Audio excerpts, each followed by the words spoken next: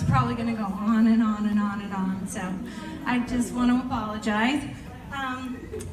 But I just wanted to talk about the past year and everything that happened in the whirlwind that it was. But I was at home one night with Cleve, and I was cooking dinner, and the phone rang. And this was after I had a surgery, my first surgery. And it was supposed to be 2 weeks that I was going to be out of work, and then back to life as it was. But it was a week and 6 days later that I got a phone call, and it was my surgeon, and she said that they sent my uterus to pathology for a routine test, and that they had found cancer. And then she went on for about 5-10 more minutes. I have no idea, because all I heard was blah, blah, blah, blah. And I heard nothing after cancer. Because it just wasn't even on the horizon. It wasn't even thought of by the doctor or anyone. So it was a big surprise to us. And when I hung up, I just sat down. The kids were in the living room, so I didn't want to show any emotion or anything, because I just didn't want to scare anyone before I knew what was going on. But I sat down, and Cleve came over and asked me what the doctor said, and she said that I have cancer, and started to tear up. So I went upstairs, and before I knew it, my parents were down here. We were all sitting on the couch.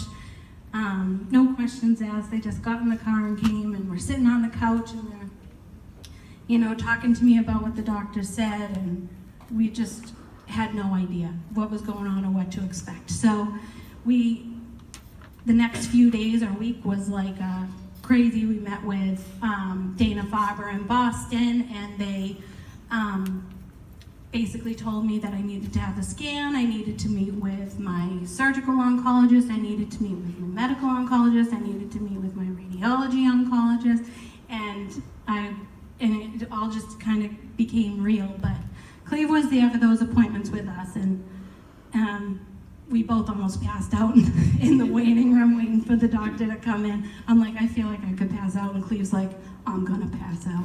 So I was like, but if he wasn't there as like a second set of ears and to just be there to hold my hand, I don't think I could have made it through those appointments. But I love you, and I can't even tell you how much I appreciate you for just being by my side this whole time. And so I have a few more thank yous, and then I will be done. But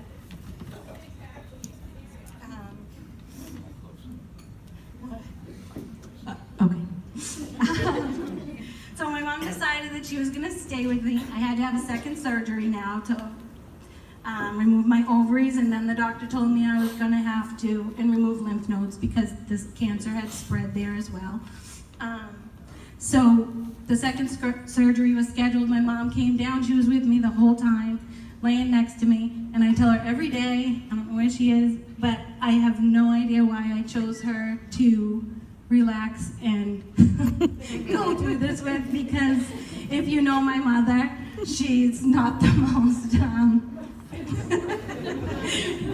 she's very supportive in her own way. But one day after my surgery, I was like laying in my bed watching TV, and I'm like, Mom, I could really use a glass of water. And she slowly like sticks her hand in my face and goes like this. And I'm like, huh? And she was like, oh, that's what I'm here for. Okay. And then in that exact moment, Cleve walks in, and she's like, oh, Cleve, Courtney could use some water. And I'll have a glass too. So we spent like the next couple months in that bed laughing, whatever, watching TV and movies. And there was another time I just have to mention this, because I just lost my hair, and it was the most traumatizing thing, I think, that I went through, was losing my hair. But I just lost my hair. We're driving in New Hampshire, and the sun was blazing in the car, and I just put on my sunglasses, and she just starts cracking up. And I'm like, what is so funny? She's, you just look so weird with those glasses. And I'm like, thanks, Mom. But I don't know what I would have done without her, because if she wasn't so upbeat, I definitely get that from her. So she just kept things normal and upbeat and happy, and if I didn't have her with me, I wouldn't know what to do. And I do have flowers for you. I don't know where they are, but I have them here somewhere for you, and I love you.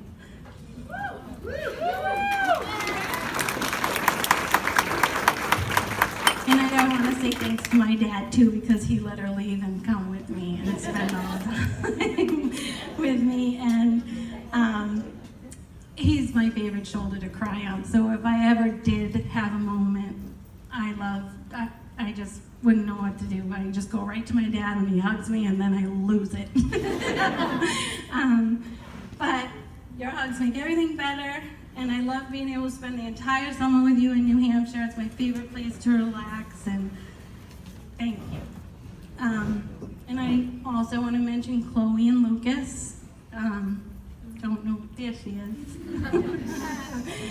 Want to raise your hand? That's my daughter, Chloe, and that's my son, Lucas.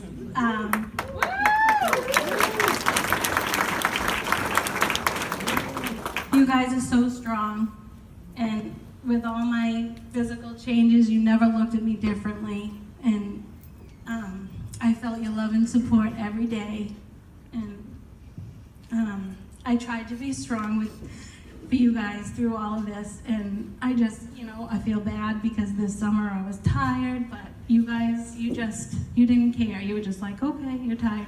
Actually, Luke kind of begged me to play with him on the beach. I'm like, I just can't, buddy, I'm sorry, but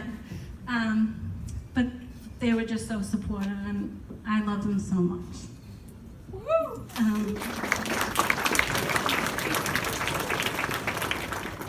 And Mandy, I don't know where you are, but Mandy, thank you for being by my side through all of my treatments. She came to every single one. She brought me a balloon. We did the whole countdown. Nobody in the hospital knew what we were doing or online because everyone was like, is this your first or your fourth? I'm like, no, we're doing a countdown. So no one got it, but everyone thought it was pretty cool. But she was there for everything. She actually paid for cleaners to come to my house once a month through my whole treatment. And how awesome was that? I didn't have to do anything. She's the best party planner around. She did all of this. She's the best. I love you. I don't know where you are.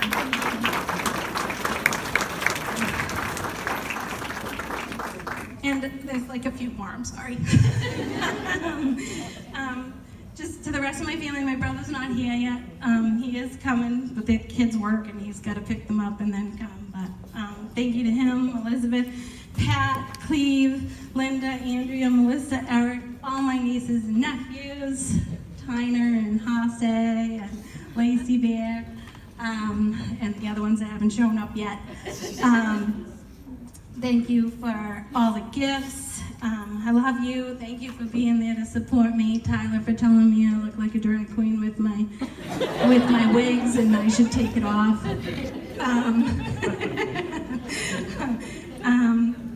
But you guys are my rocks, and I don't know what I would have done without having you to go through all of this with. Andrea, it's like little things that you do. You write cute little notes on my coffee cup every day, like, hope you're feeling better, and have a great day, and smiley faces, and I love you. And I know going to Dunkin' Donuts after my appointments and being able to talk to you, and those times where I couldn't get treated because my blood levels weren't right, you were just there for me, and I appreciate it. And I did have a secret admirer gift that was taped to my door that was way too generous, and I believe that was from the Daniels family, and thank you guys so much.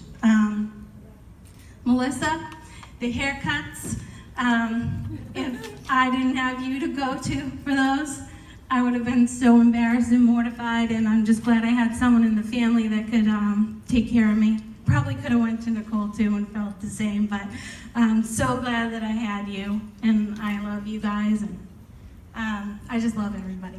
Okay, so Kelly, Chantulas, and Melissa for that meal plan.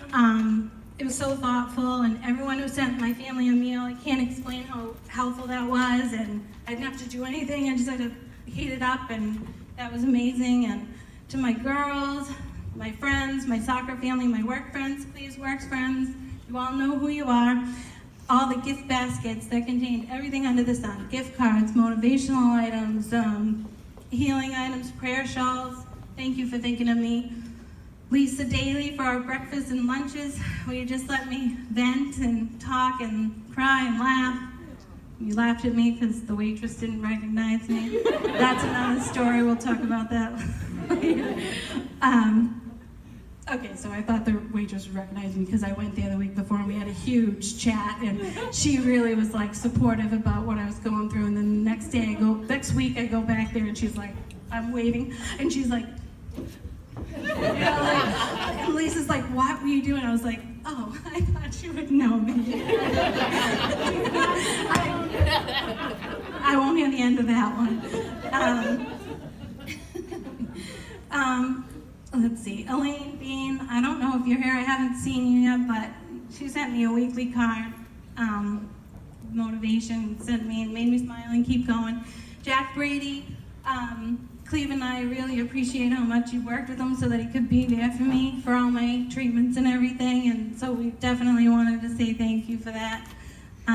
Carrie Smith, the blanket that you embroidered for me, it made my sister cry every single time that she read it. So thoughtful. And you also embroidered all my Team Courtney hats. You're so generous, and thank you so much. And Tracy Kavicki, if you're here, I haven't seen you either, but thank you for the idea. You guys are the best.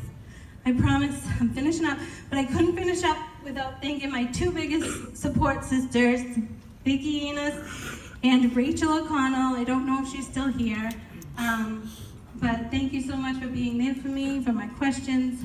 Because you went through it before, it was so easy to go to you and talk and ask for advice, and I can't thank you enough. We'll be sisters always, and I love you. And last, but certainly not least, thanks to everybody here. You all reached out to me during this time in one way or another, and it definitely kept me going. It kept me positive and smiling and strong, and this is just my way of saying thank you to all of you, and I hope you have an awesome time tonight. And let's get the party started. Yeah, let's do that.